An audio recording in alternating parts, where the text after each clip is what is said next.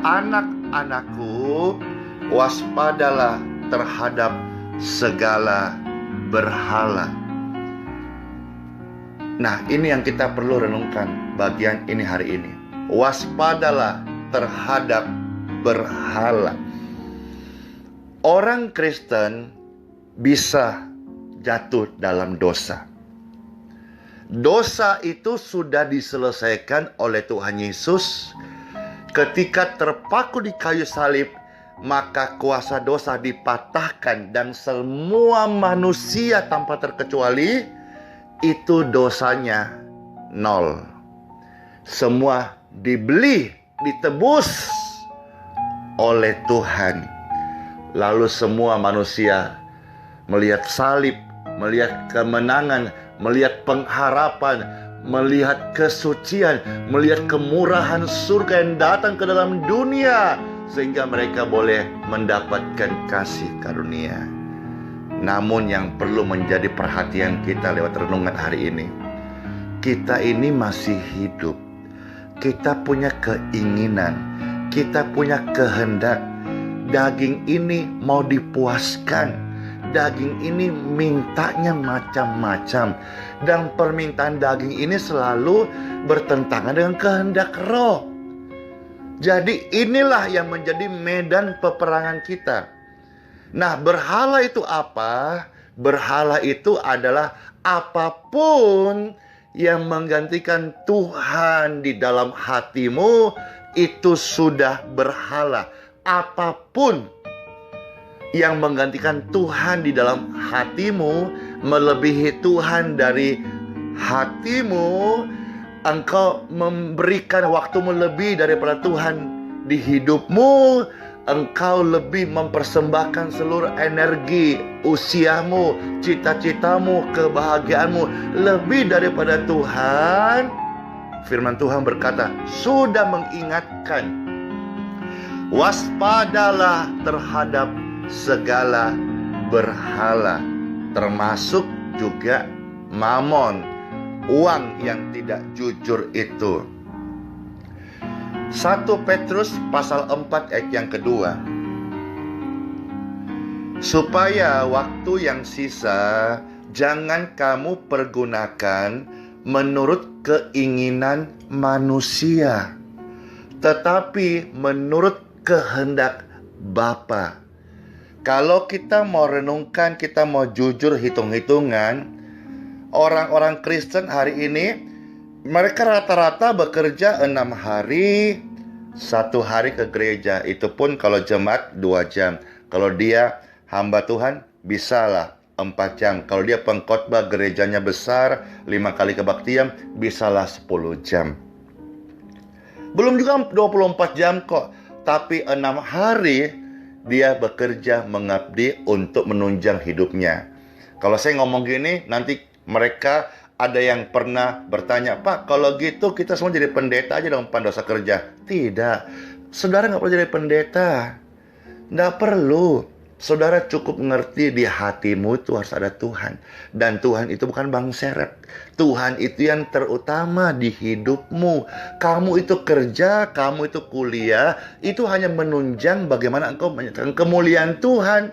Jangan sebaliknya. Kamu kerja, kamu ke gereja, minta Tuhan nyatakan kemuliaannya untuk menunjang kuliahmu, menunjang pekerjaanmu, menunjang bisnismu.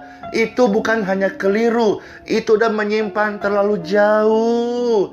Maka hari ini kita perlu mendengar Injil yang kuat untuk mengembalikan rancangan dan kodrat manusia yang berdosa itu, untuk ditarik kembali kepada kodrat ilahi manusia rohani. Memang tidak mudah, maka jauh-jauh hari perkarakanlah. Memang sukar bahkan mustahil, maka bergantunglah pada Roh Kudus. Maka mulai pikirkan, jangan malah diremehkan, jangan bahkan engkau tidak peduli, jangan bahkan berkata kita nggak perlu berusaha karena kasih karunia adalah pemberian cuma-cuma. Hai, Tuhan kasih kita itu adalah anugerah pengampunannya. Tetapi kita masih hidup, kita masih punya kehendak bebas. Kita bisa setia sampai akhir pada Tuhan Yesus. Atau banyak orang hari ini justru kembali mengabdi setan, sekalipun dia beragama Kristen.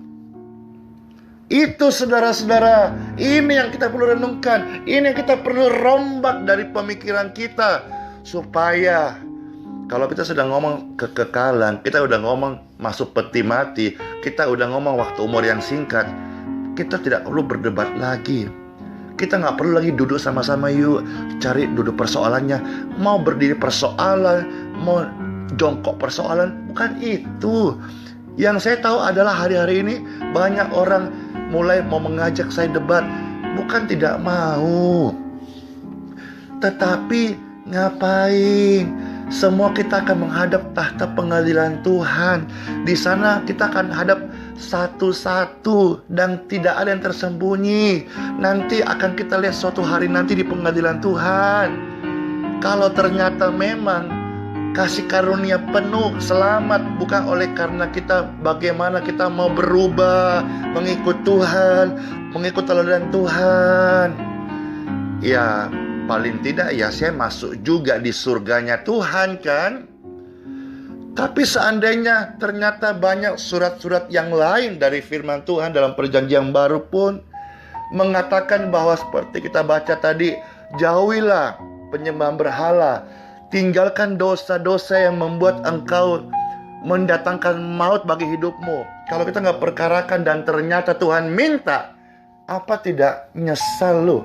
Apa tidak mau marah? Itu gembalaku dulu nggak ngajar, cuma ngajar kasih karunia tok, pengharapan tok. Sekarang saya mati, saya binasa, percuma. Karena hari ini ada juru bicara Tuhan dan kau dengarkan. Rendahkan hatimu di bawah tangan Tuhan yang perkasa. Tundukkan hatimu supaya firman Tuhan ini mengubah engkau menjadi manusia yang baru. Waktu yang kita gunakan kalau 6 hari kita kerja, 1 hari untuk Tuhan, itu juga saudara-saudara, itu belum berimbang. Kalau misalnya 6 hari, 3 hari kerja, 3 hari Tuhan, itu pun masih 50-50. Saya tidak suruh saudara harus naik ke puncak, lalu saudara-saudara menjadi biara gitu, petapa gitu. Bukan itu. Tapi saudara-saudara, di hatimu ini ada Tuhan, tidak. Jangan kamu kumpulkan hartamu, tapi Tuhan bilang kepada orang yang kumpul harta, ya, malam ini jiwanya ku cabut. Selesai dia. Sementara orang itu berkata, aku sudah punya harta banyak, bolehlah saya santai-santai malam ini, bolehlah saya mau bersedia makan minumku, lumbung-lumbungku penuh. Tuhan berkata, celaka orang itu, jiwanya akan binasa. Karena malam ini malaikat pencabut nyawa akan mencabut nyawanya, dan dia miskin di hadapanku. Begitu saudara-saudara sekalian. Jadi bukan masalah waktu 6 hari, 1 hari, 3 hari bukan. Tapi di hatimu ini ada Tuhan. Dan pastikan Tuhan itu berkuasa. Dia jadi Tuhan yang memang dia Tuhan di hatimu. Bukan hanya 2 jam di gereja atau kita saat pakai dasi, waktu berkata shalom, shalom. Bukan. Tapi bertahta. Saya hari ini merasakan perubahan. Kodrat itu luar biasa. Yang awal-awal itu sulit, mustahil dan tidak masuk akal. Tapi saya nurut pada kehendak Tuhan. Saya rendahkan diri, saya berkata, Tuhan, Engkau tahu saya berusaha Tuhan. Ada area-area saya nggak mampu Tuhan, tapi Engkau tahu saya berusaha Tuhan. Tolong di area saya nggak mampu Tuhan. Roh Kudus tolong saya. Karena kalau Kau nggak tolong saya di area itu Tuhan, saya pasti gagal, pasti jatuh. Wah, indahnya kita melihat seninya mengikut Tuhan, itu indah. Kita selamanya hanya bergumul, Tuhan kasih saya berkat, Tuhan kasih saya mujizat, Tuhan kasih tender proyek goal. Aduh saudara-saudaraku, itu semua ada tatanannya. Saya mau sebenarnya masuk seni indahnya bergumul, meninggalkan manusia kita yang lama, kemana manusia yang baru. Indah saudara-saudara, kita akan nangis ke Tuhan, bukan untuk hal-hal makan minum pakaian. Tuhan, aku rindu Engkau lebih Tuhan, tapi aku belum bisa sampai ke sana Tuhan. Roh Kudus tolong. Waduh, itu luar biasa banget saudaraku. Kita perkarakan perkara-perkara yang kekal sesuai apa kita baca firman Tuhan tentang kehidupan kekal kita. Mari waktu yang ada kita pergunakan untuk mempermuliakan Tuhan. Besok saya sambung kembali.